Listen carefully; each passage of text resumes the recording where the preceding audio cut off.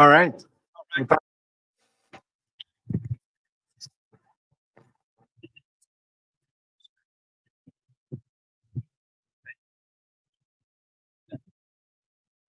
See, mine's not. So we're getting it. Oh, okay. Yeah, that sounds like you. Oh, he's on my clock.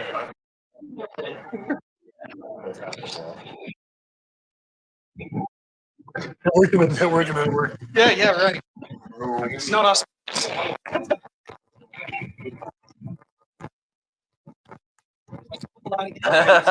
Yeah, right. Who's got the cameras in the room?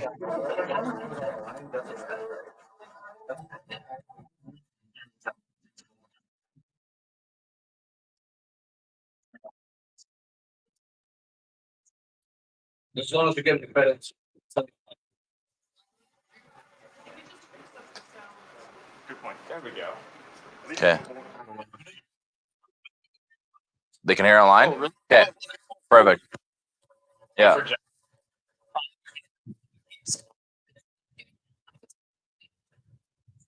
I'll just go on this, I guess.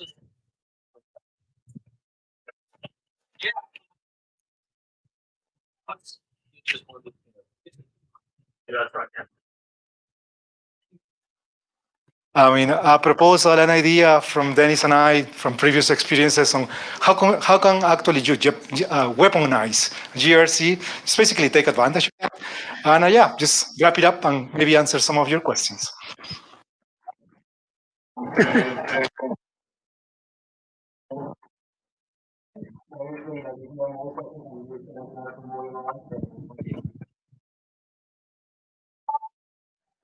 Well, Dennis, I've been in consulting for about 17 years, and now I still do consulting, but for consulting firms. So one after another. Main expertise includes non-PVC, KPMG, TD and then some other direct clients. Cybersecurity SME, mostly focused on the strategy. Yeah, and that handsome gentleman is me. So I tie my hair just so we look. Just bad job. And something Dennis didn't mention. We Oh, it's funny. He's like, well, they got this briefcase. We just told you this. I'm like, the information is bad.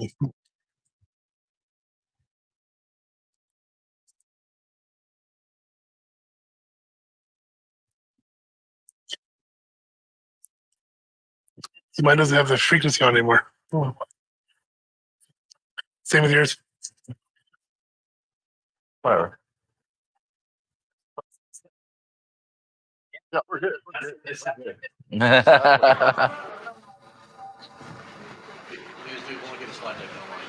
Like, they're only going to provide a slide deck to us.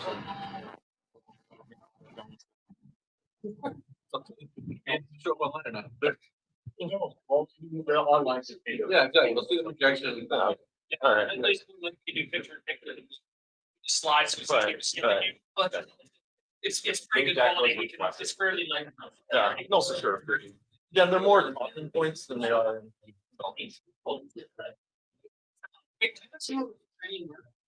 Yes. yeah, don't be shy. Don't be shy. All right. All right. We are all in the same team, right? So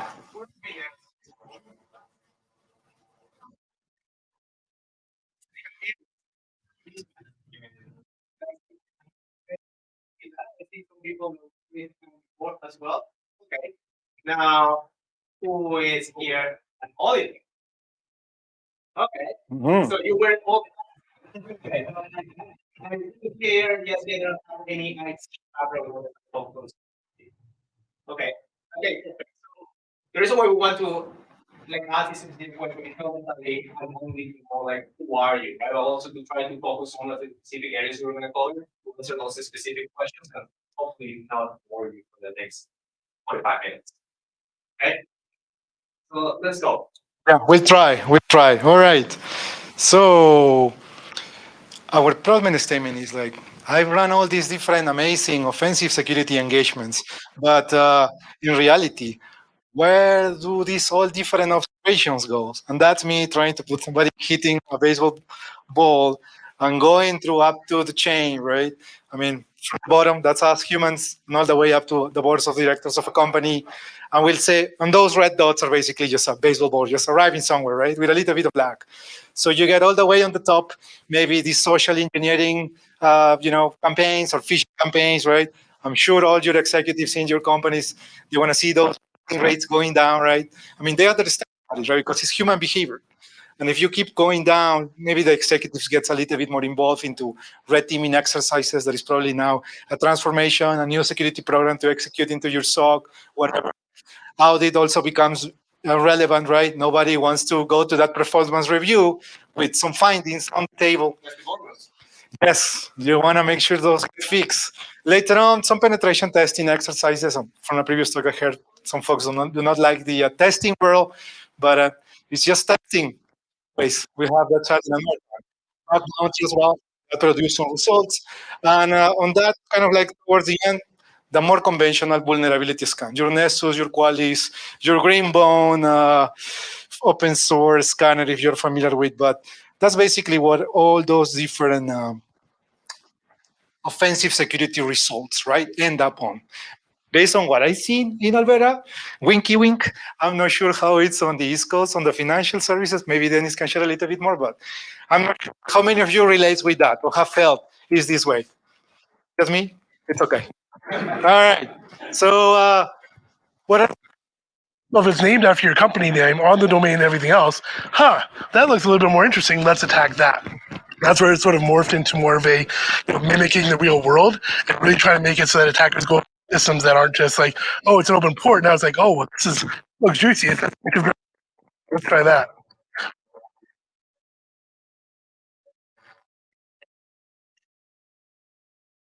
One box. I configure this for a specific function, whether it's an SSH server, an FTP server. And I just look to see who logs in. Right? Maybe I want to grab their creds. Maybe I want. Nowadays, it's more into an industry-wide platform play, right? Where there's actual leaders out there building platforms around value because they bring so much experience from outside the world.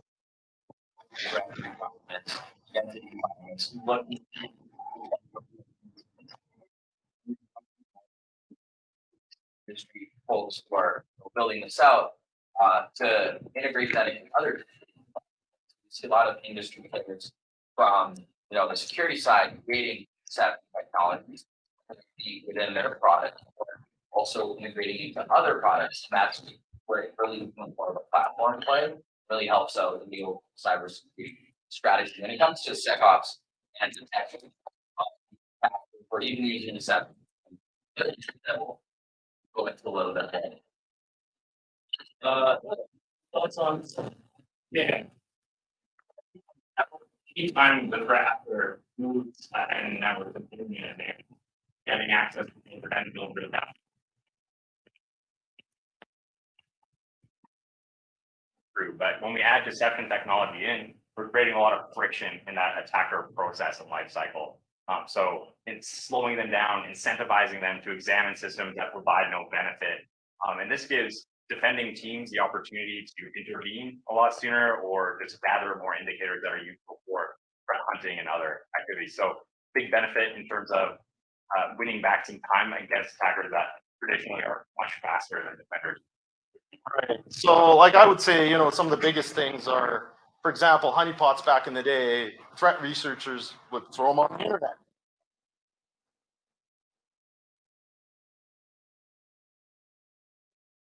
ERC program, the ERC framework, or ERC solution in place. So this ERC, and we'll get into a little more details explaining for those who may not familiar with ERC and what it is and what it comes in there. But what we're proposing is like leverage this information in order to plan and better execute offensive security type of testing. Why? Because you have the data. If we purposely have some sort of vulnerability, it's not patched.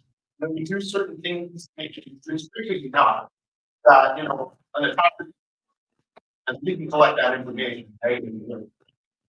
Threat information about it. And now we've kind of flipped that script and said, well, in today's world, it's not just Windows boxes or Linux boxes or SSH compromised hosts. It's a wide range, right? It could be Android devices, it could be iPhone devices, it could be SCADA devices, for example. And that's really, I think, the power of deception technology today versus what we saw honeypots were doing, even like 5 years ago, right? So Yeah. there's still a lot of honeypot projects on GitHub. Oh, absolutely. They're useful services, but like Mo was saying, if you're not able to manage these tools, they can become a deficit to your security operations. Like there's lots of adversarial projects to fingerprint honeypots and identify them ahead of time or like quick in their life cycle. Because these Risk, I don't know, scare. We actually we want to make our businesses risk takers, right? I mean, taking risks typically brings a big reward. So I'm sure that will resonate with a lot of your leaders and organizations that are trying to capitalize in some sort of project or another. So challenge yourself. Look at your risk registries and others and say, what else can I do to maybe provide a mitigation and increase our as fast as others and make us risk takers. On compliance, we keep it super simple. You definitely want to perform those controls on a regular basis, right? So you don't get in trouble, you don't get your boss in trouble, and we just avoid penalties. But yeah, this is a whole year.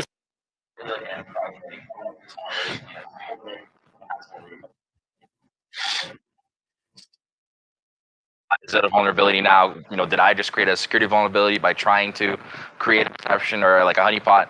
Now you don't have to worry about it, right? You can just pick a vendor and say, hey, let's do something. With what I've done today, we've done a lot of emulation around files and identities, right? So what we do is essentially within our Active Directory structure, if anyone's familiar here with like AD, AZ, AD, you have user accounts, you have service accounts, you have principals, right?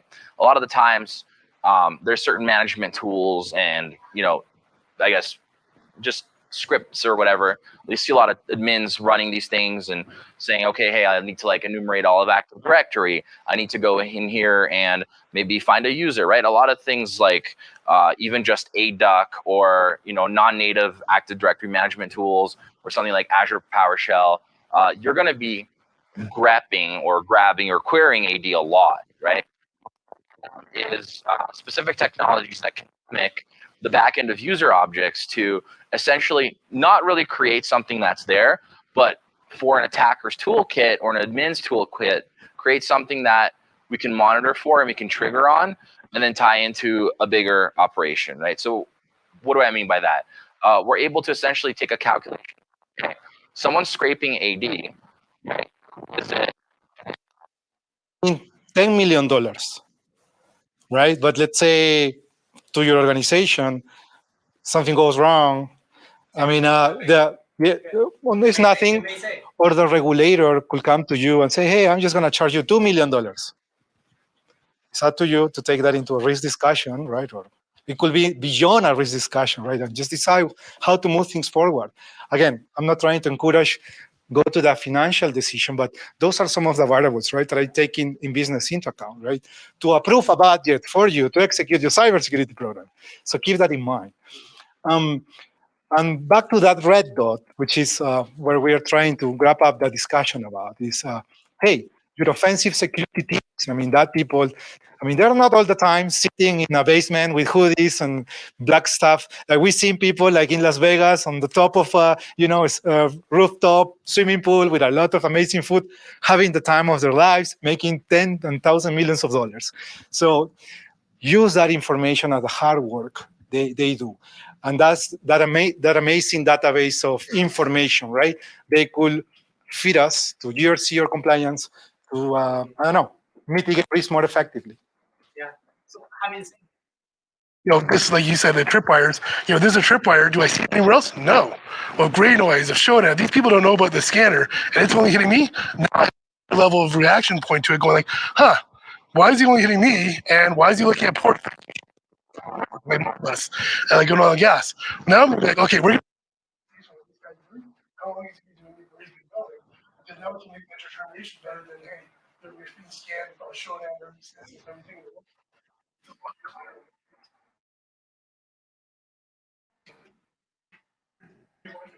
Here, that's really sort of focusing on what indicators really there. Cool, cool. Yeah. So yeah, as the slide shows, right, the idea of deception technology is to really integrate and kind of mix itself with real assets. And again, yesteryear's technology, it was really like a server that you'd configure and you'd manually manage. And then again, if you wanted to redeploy it, then you'd have to either build a golden image or whatnot. But nowadays, with new deception technologies, we can automate a lot of that. But more importantly, there's other elements to deception technologies too. Like we haven't really talked about it, but things like honey personas that Eric, maybe you want to expand on that. Yeah. So, Paulo, I like what you were saying with those fake Active Directory principles. And something I'm like interested in is honey people, honey personas. So if I have my deception technology platform that's creating these user accounts on the Lure services that it's providing, or I have these fake objects in my Active Directory, I can associate those with social media profiles, LinkedIn or otherwise, make these credentials more enticing by making them appear in OSINT. So I'm incentivizing attackers when they're doing their research, doing their reconnaissance on my organization, trying to harvest a list of emails, whatever it is. I can incentivize them to start working with or remembering these honey personas that they're going to encounter later. And it just adds to the depth and the believability of the platform. So there's a lot of ways that you kind of layer these bits together to make it very deceiving and cause the attacker to spend a lot of time wasting. Like deception as a platform gives you the ability to generate real services for a lot of different services, right? So I can have fake remote access services. They're real. I can have those tied in with my honey people. I can have those tied in with my fake credentials that are on those other services as well.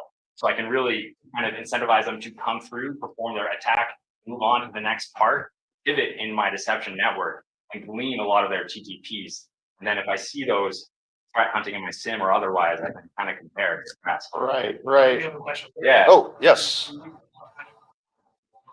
You could. Yeah, absolutely. I think so, right? Because I mean, we're basically creating something to ensnare someone else, right? Yeah. But actually, one of the deception talks I did like you were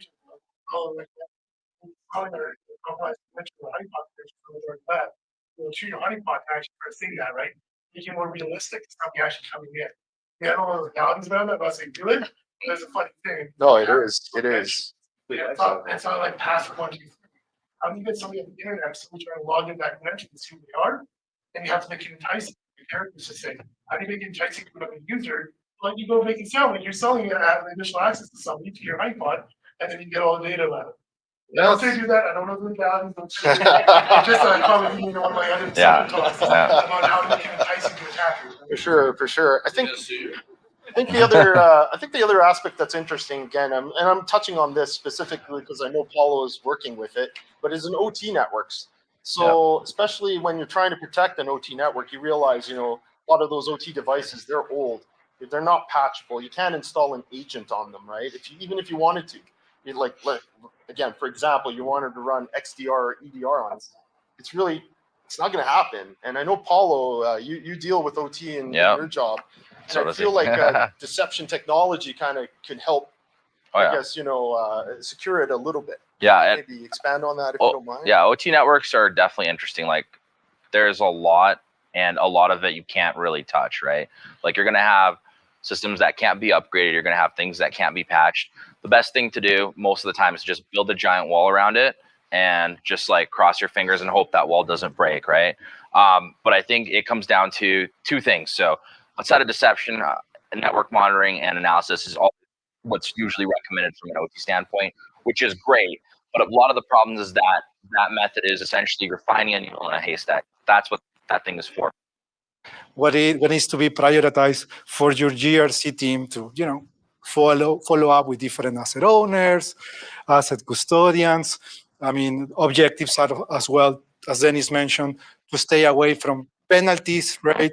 Make sure you keep happy some of your insurers, right? I mean, I'm sure most of you go through this annual review of how your environment looks like, and insurers are becoming a little bit more anal each year to make sure you have a reasonable set of controls, right, to stay safer. And from a compliance standpoint, it's like you cannot fix the whole world. There is going to be still a few exceptions or deviations. Just bring those back to the system, right? And everybody's happy. You have that one single pane of glass where you can see all different issues you have on your environment And yeah, this same idea that I just explained. So Okay, so now that we know that the DRC will have basically a lot of the different pieces of information about the company, what does this actually mean? You is actually giving us about the company. Who's saying that actually we're seeing the left side of the company now that we know everything that is wrong? Or who believe that is giving us the nice view of the company, which would be the right side of the picture? So who says the left side? Raise up your hand. Okay, who believes it's the right side? Who has no idea? So the real question is actually, my personal preference is like, it depends what you're trying to show. The reason why I say that, because yes, we have identified everything that is quote unquote wrong and important and material that actually will have some sort of impact in the organization. But that could be in the right side of the picture. Why? Because now I've made an informed decision on do A, B, C on a specific risk.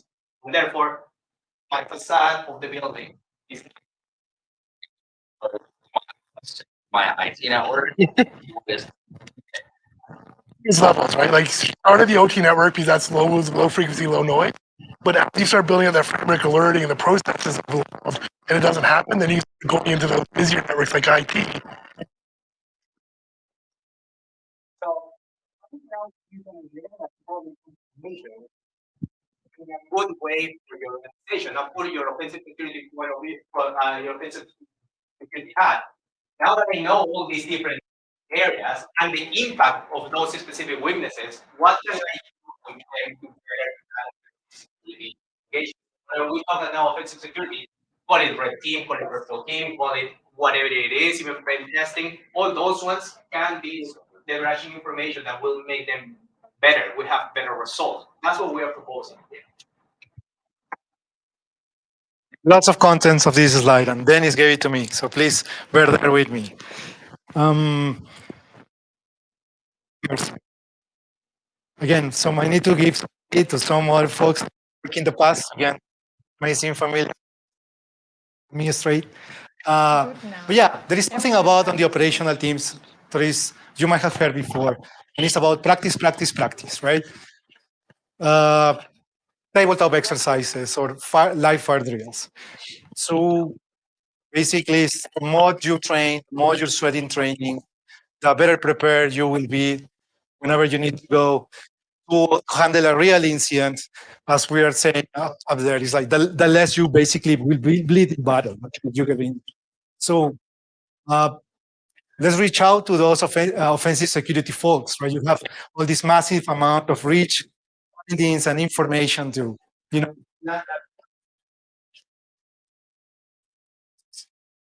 Yeah, winners inside. This example exception that was used to win World War II. This is actually probably one of the most pivotal things that happened in World War II. The story goes, so during World War II, during the planning of the landing of North, as I think most of you know, it was one of those pivotal things that helped the Allies win. Most people don't know is the fact that there was a lot of planning that went on before that invasion or landing happened. A lot of it actually had to do with trying to trick the Nazis in Germany. And in the fact that they weren't going to land in Normandy. In fact, they put all these fake tanks. They even had fake people putting fake tracks down, and fake radio communication, trying to convince the Germans that they were actually going to land either Norway or the Pas de Calais instead of Normandy. And they actually, Normandy is actually, what we're going to say is like the fake ships were going to land, and then blah blah blah. The story goes is Hitler bought it. Hitler moved all their tanks to the Pas de Calais. And when Normandy happened, it became a lot easier for them to actually invade and take over. Probably one of the most key turning points in World War II. So that's deception technology in the real world. So with that, I guess we're kind of moving on to how do we see deception technology being used? Now, again, this is talking about an example of a real world use case. And with this, I wanted to kind of poke the Kyle. Told me a story once about one of his friends who's a top level hacker. He can pretty much circumvent anything. And you know what? I'm going to let Kyle tell the story.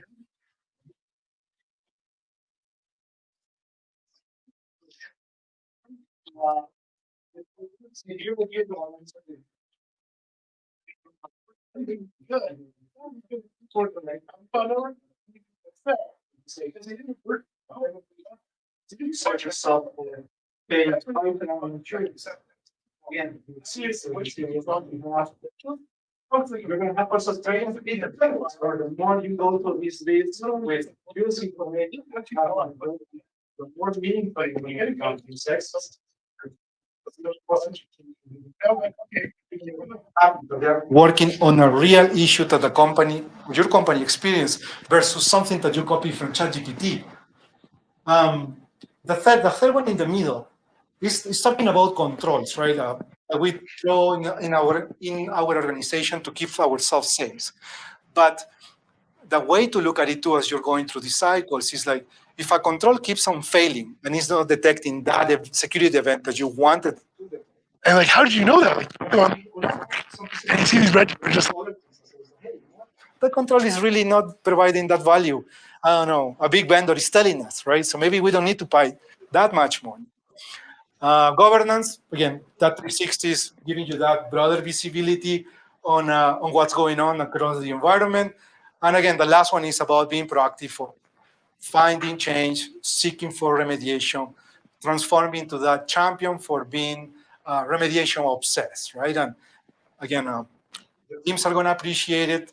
I mean, the easier, the cleaner an environment is, the less chances you hopefully get to experience a major cyber event.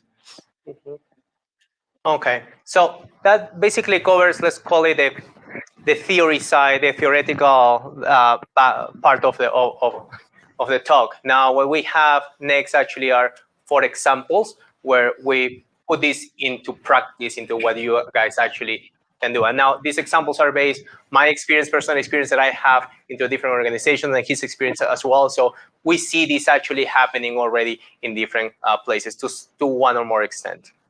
Okay.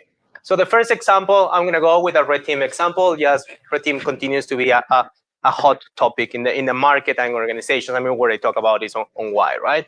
So let's set up a little context, right? Overall question, open question for those red teamers and 4 or 5 hands that I saw halfway up. What is the first activity in the red teaming? There's no wrong answer. Scope, okay, I like. What else? Okay, we're going to a little more on the technical part. So reconnaissance. Yes, I know. I'm turning more into the node. The scoping, it's more into that area. But why in specific? Because the first activity here, you gotta set up what are the objectives, because that's what is going to set up your specific scope. Like, I'm gonna go until this specific assets, until these specific items, IPs, or individuals, right? Whatever it is. But why I'm putting this into context? Because now I want to see the GRC influence into this specific definition of objectives for a red teaming. What if we leverage, right, some of the information that I had, which I said over and over again, right, in order to better define these objectives? For example, going from, let's try to access the ICS OT environment from the IT network, which I see over and over again. We want to test that. That's very generic, right? From a red team perspective, if you don't necessarily have 5 months to do this assessment, you literally have 2 or 3 weeks. So it's very limited what you can do. But what if you know actually, hey, what are some crown jewels in the organization that actually will have a better, specifically about API, right? higher degree of an impact if something goes wrong that will affect this operation? So why not going from, example, access the ICOT environment from the IT environment to access a breaching system that will have operational impact? For example, it's supposed that the Colonial Pipeline, the reason why they shut the pipeline down, is because they were able to encrypt the nomination system, that therefore they were not able to control and build the clients for all the product that was going through the pipeline. Not because, the pipeline is not able to move product, no, but because if you cannot control and measure it, you cannot bill. That's financial impact right there. So why not use that as an example on like what is best? And as a consultant, I rather this example than this one, although this one in theory is easier to demonstrate whether I achieve it or not because it's open to interpretation, right? What are the benefits on going from here to here? It's more, provide a more realistic view, state, and posture of the asset that you are going against, of that specific objective. It's more meaningful results. It's no longer generic, oh yes, no one can get in. But can really no one get in, or no one can get into that specific door that you try to open, right? To that specific area that you were trying to poke, right? It's less open interpretation, as I said, and you know what? You will make your red team work harder. And if they are consultants, they are going to suffer more. Why? Because as consultants, we get paid to actually prove that we are able to get in, right? So you're going to make them work harder. You're going to have better results. It's a win-win-win in every situation. Now, yes, this in some stages of the planning means that you may to coordinate with more individuals to set up these specific objectives. But if someone in the organization is already paying it, you have your trusted agent, work with that trusted agent to give you the information for which, you know what, you provide the best value for your buck in the end. Okay? Right. You got to make those consultants work harder, right? They charge so much money.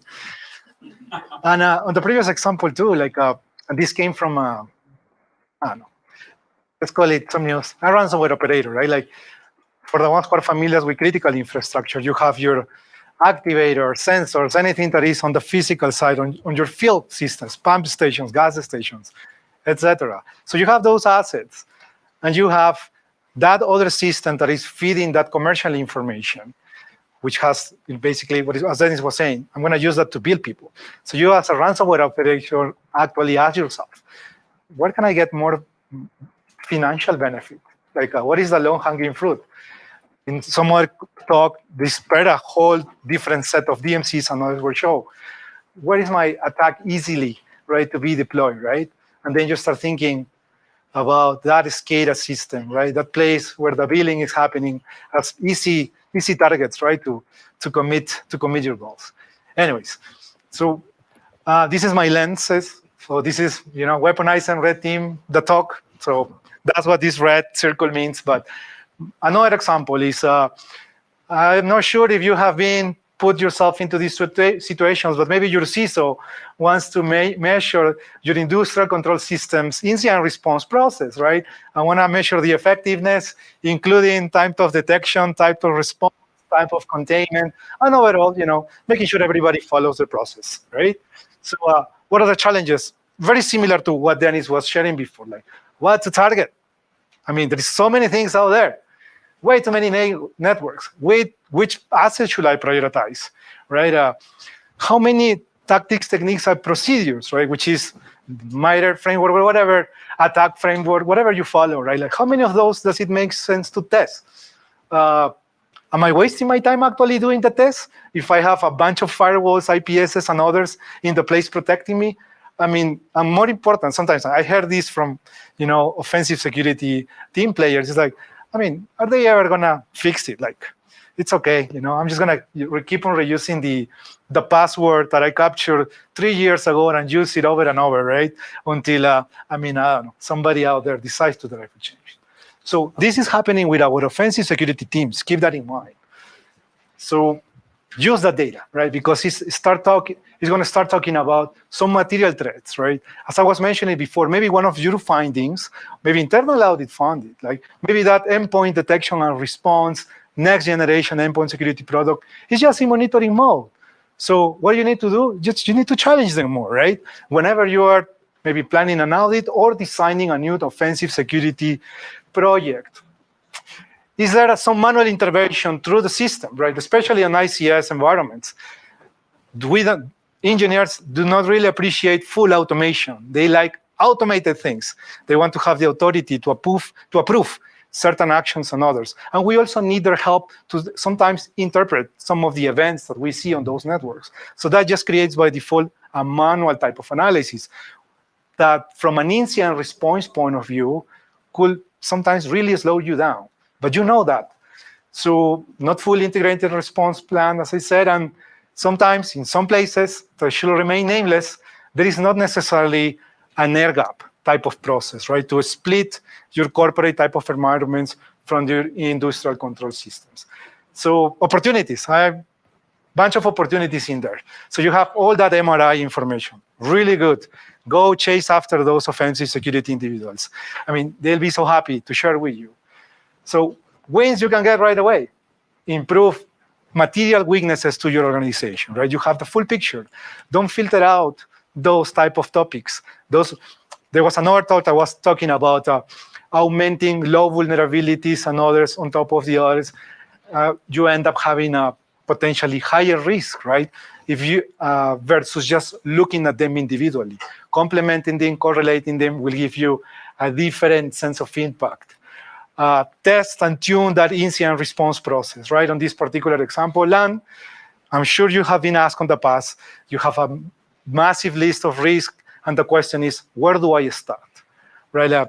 You can calibrate low-hanging fruits. You can calibrate where do you really need to invest a big amount of money to fix some issues, and just keep on improving, hopefully little by little.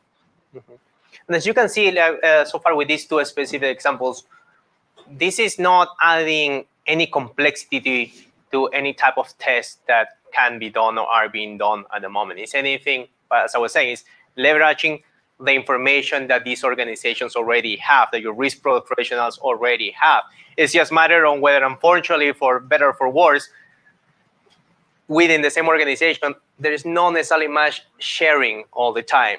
So the other individual may do a greater job if they know this, but well, they didn't ask and they didn't offer either. So the less I know, the better I sleep. But if you think about the whole picture, again, it's better for the entire company in the end, because the company does well, employees do well, the stock does well, everyone wins. Good right? bonus at the end. Exactly. Someone's bonus at the end. But now, how can we start extrapolating into some of these areas? So we talk about, red team, we talk about some of the incident response. Let's put it into something a little more different. Let's put it, so let's say, on the SDLC governance. Keyword, SDLC governance, okay? Governance aspect. We have a pipeline, where you have 110. I know this is a coding pipeline. This is not the oil and gas pipeline, just FYI, okay? Now, for the most part, it's like, guys, you are developing, whether that's one code, whether that's 10 lines of code, whether that's 1,000 lines of code, you got to test everything. That's 10, 15, 20 years ago. Do you really need to test everything? What do you guys think? The right answer is depends, as usual. Maybe. The right answer is always depends, right? So what if actually there must be a better way to embed within the development process the testing criteria? Because in the end, from a security point of view, whether you have a software development life cycle and then you have a secure software development life cycle where you have already defined, hey, if an application is crown jewel, if an application is internet facing, if an application is internal facing only, you will only go through this type of testing. For example, you don't necessarily need to do a line by line code review for, if you are creating a small, tiny plugin, but if you are creating, a new functionality within, again, nomination system that you may actually want to, right? To make sure there are no backdoors or whatsoever. And that will determine also what type of SaaS, to what level you may want to do, whether a pen test is required, etc. But you have already those things defined. Why not embed those ones into your development process? Why don't leverage that through your ERC solution? You can include those ones. In fact, most financial organizations, coming now from someone that actually works with them in Toronto, this is what I see more and more, at least in the big 5 banks. They try to push all those things, like the common, it's a cliche lady, right? Shift left. Push all those things early within development, right? So leverage that information that you have there in order to have better product in the end, right? Okay, perfect, I'll do that. So now, instead of having 1,000 results, I may have less, but what do I do with the results? Well, those results can still continue going if they haven't already. Then just put them in your ERC. Why? What did we say at the beginning? Your ERC is this big lake of results, and then you have now try to put the pieces together. I have the view on the application layer. I have the view from the network point of view. I have the view from the architectural point of view. And you have all that from a system. Then you have a much better picture of what your actually overall posture for that specific system may look like, right? So again, you are not adding any complication. You are just doing things better. Now, okay, well, we said you don't need to fix everything. There's going to be deviations. Who's going to track it? Guess what? Your GRC solution will also have already your reception process, your tracking process. Everything is there. You may make the GRC people life a little more difficult, but, well, someone has to suffer with it, right? Your GRC solution in Excel spreadsheets, right? Hey, no one said it has to be like ServiceNow, whatever it is, Oh, right? sorry, no, I meant Power Tools, right? That's Yeah, exactly. You can do queries, right? So, but what is the outcome in the end? Then you will have software that has been built with a security mindset from the beginning. Yes, we keep saying that over and over again, but do we really do it? Well, if you actually are, if you are your CTO or product development and you're struggling with it, then that's what I said at the beginning of this slide. You have to partner with your own team in order to build better, right? So your security will not be like a roadblock, and your security in this specific development example is not just one more requirement. In fact, I use it to build more secure products. We keep talking about SDLC and DevOps to, let's make sure that we're empowering the developers.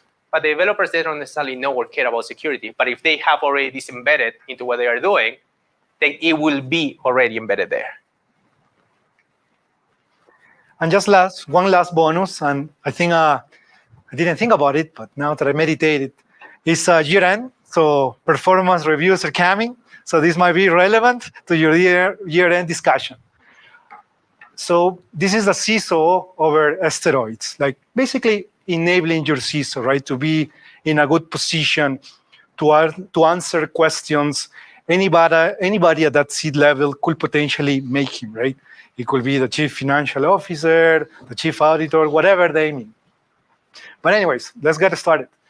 So your CEO, your CFO, your CTO, your CIO, they all run their own engagements, right? We talked about it at the very beginning. Guess what? Eventually, some of that in a shape or fashion ends up as an internal audit finding that goes in this very nice memo to your CISO. And then your CISO says hi, and your CISO send it to, GRC manager to, track and fix it. And then it's like, okay, hold on, this was just we wanted to get an external party point of view on how good we were doing. And all of a sudden, it's an internal finding. All right, anyways, it ends up when you're in that JRC platform, right? So we are the ones who understand owners, custodians. All right, yes, one more line to the zebra or the tiger. And yeah, it could be more work, but it's kind of like an invitation for you to know, like, how much power you have. Like, we heard through the talk, like, you have lots of visibility. You understand a lot of, those dirty little secrets. And you also understand about risk and impact to your business. So yeah, use it to make some change, right? So to prepare your CISO better. And if we go to the last chevron, it's like, these are some of the benefits, right? Aside of enabling and arming your CISO to have those quick answers to any questions from anybody, from vulnerabilities, audit findings, attacks vectors, et cetera, you can also use it as an ammo to potentially train your red teamers. Get that red team internal audit run with a third party. Get the report.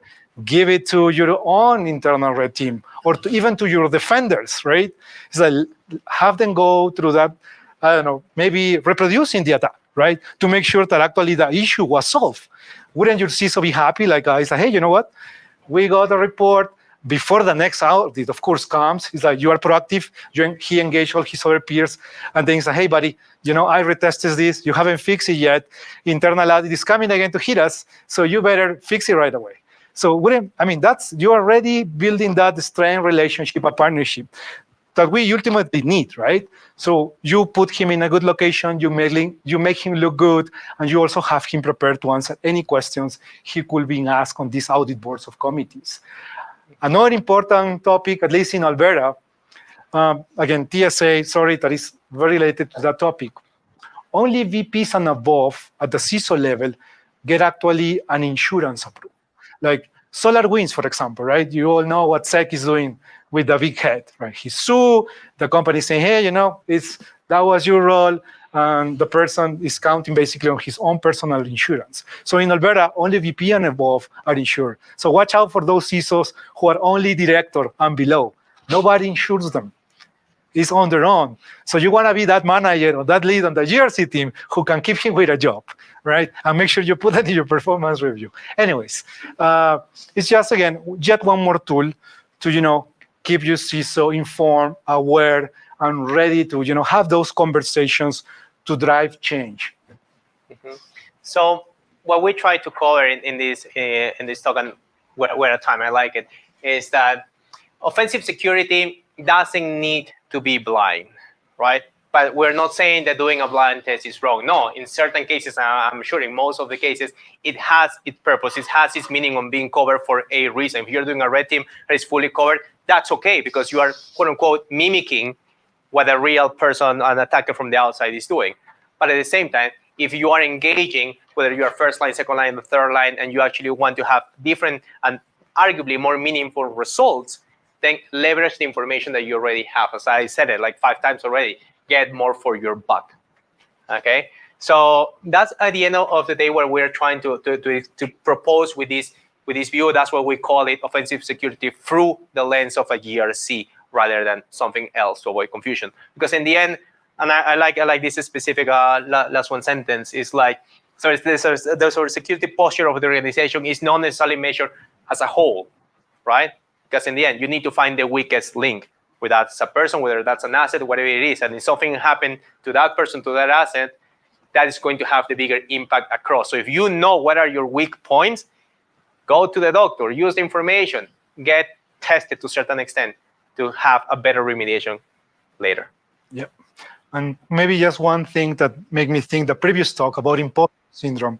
So, and I'm maybe when I put myself on the GRC side of the house, leading a group of people, it's like professionals who started their careers and just looking at risk, compliance, controls, right, very high level, they're craving to learn more about technical stuff. So guess who loves to tell you right away how somebody broke into a network? I mean, all these protocols, ports, and everything else. Anybody want to volunteer? It's on the name of the chat, right? Offensive security people. They want to reach out to you. So they want to help you. They want to train you. You get rid of that, feeling is, oh, I don't really know what I'm testing, right? You level up your game, right? You bring more value to the table, and you also recognize the great work they do. And there is a very positive, virtuous circle that, brings value to the company at the end of the day, and of course, get that bonus we all want at the end of the year. And I think that's all, unless anybody has some questions. Anyone has questions or? Yes. Go ahead.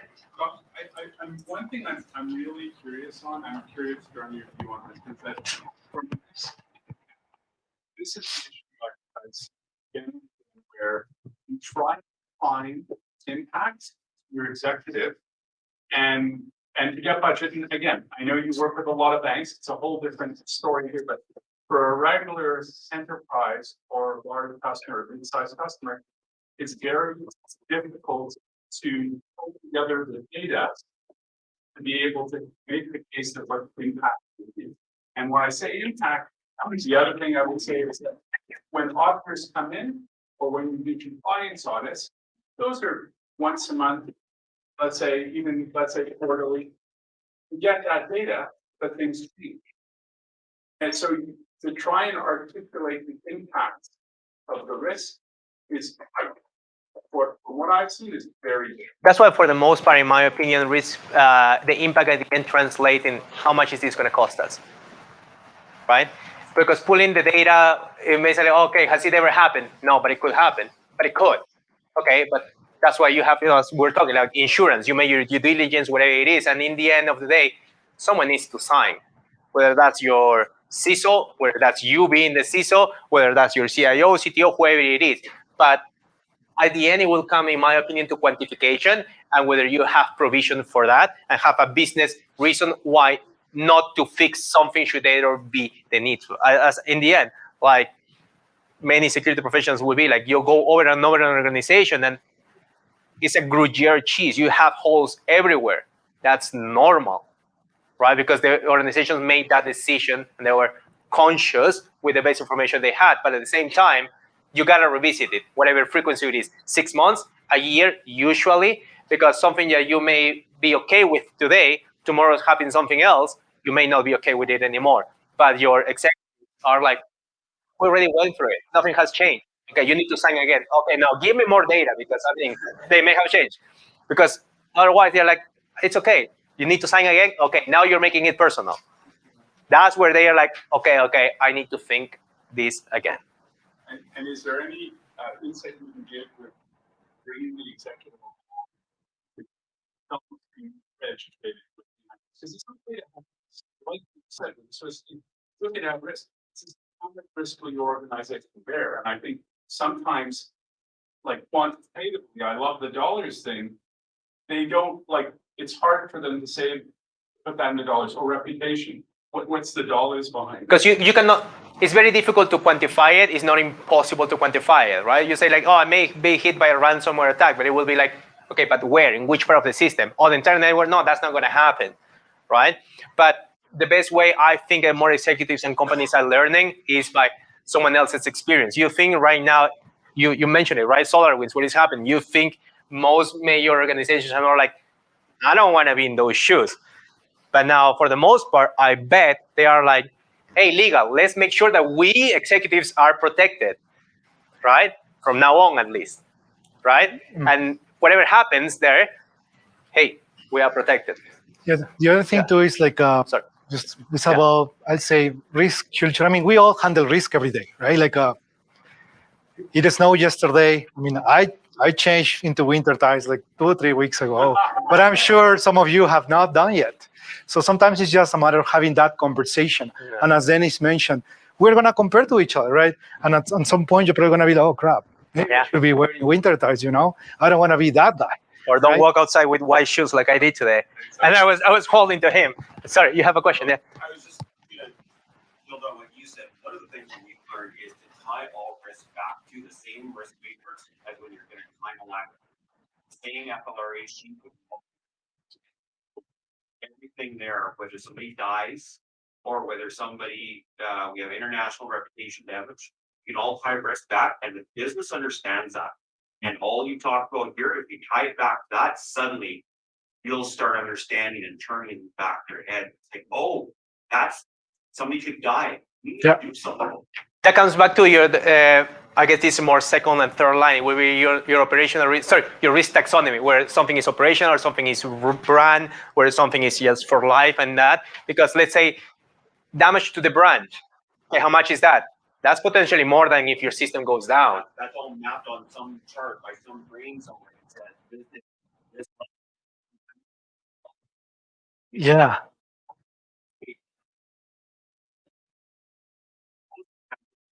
Yeah.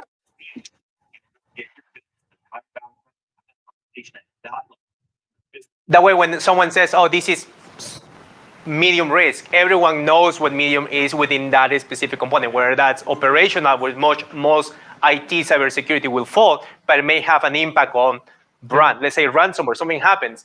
Well, your brand is going to be damaged because let's say what happens to Sobeys a few months ago, right? They couldn't do anything. No names, please. No names. But Let us know.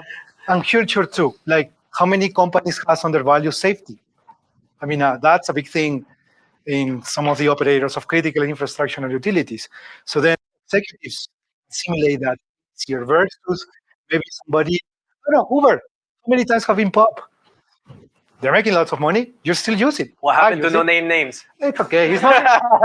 He's not in Alberta. He's not in Alberta. So we're good. These are known things. Anywho. Any other question? Anything else? You want to go home? Yeah, thank you for being patient. Yeah. And I hope you find this useful. And Thank you. enjoy the conference.